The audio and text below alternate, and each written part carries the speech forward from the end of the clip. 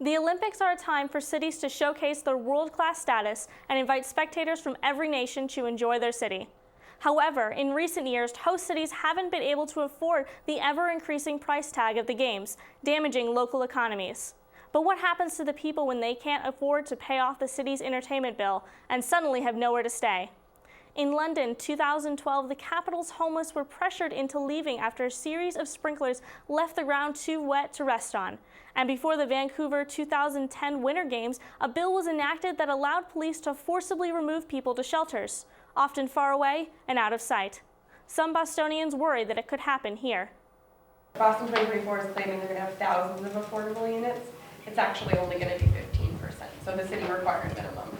Cassie Hurd is with the Boston Homeless Solidarity Committee and has attended several of the community meetings to present the committee's issues before the city and Boston 2024. The main concern is displacement of folks. Homelessness has gone up 40% in the past 7 years in Massachusetts. It's been the overwhelming trend that cost of living for the majority housing goes up exponentially before, during, and after the Olympics. And in what ways is the committee working to make sure that that isn't likely to happen? Doug Arnaud's official statement was, policy is not plan, it does not necessitate plan. So, the policy is no displacement, but for me, there needs to be a plan in place to guarantee that policy. Now, Mayor Walsh has said that he will not be displacing anybody. What are your thoughts on his statement? They won't tear down low-income housing complexes for infrastructure.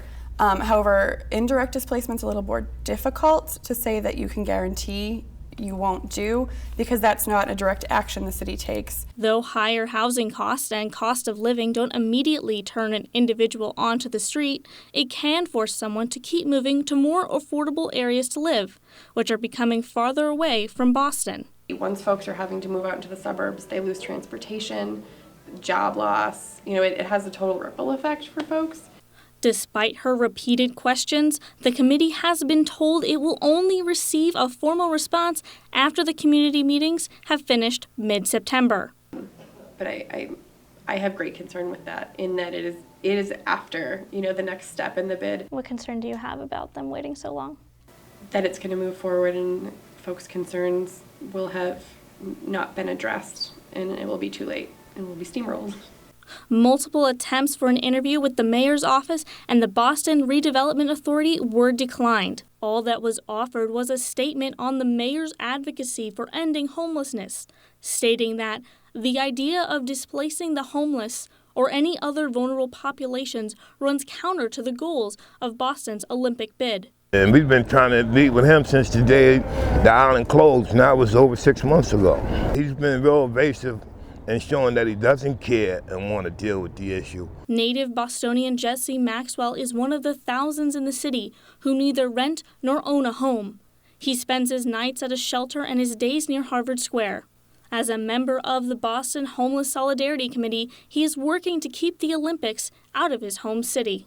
How we think that the Olympics are not good for Massachusetts, and with their current history in other places that they've been, they dishouse people, They cause people to lose housing and them to close down housing developments, and with promises of replacing that have yet to happen. They say it's going to bring money to the city and all that. It never trickles down to the people that need it the most in the city anyway. It always hurts the people at the bottom. So, it's no benefit to us. So that's why we oppose it. What does this implicate as kind of a bigger issue?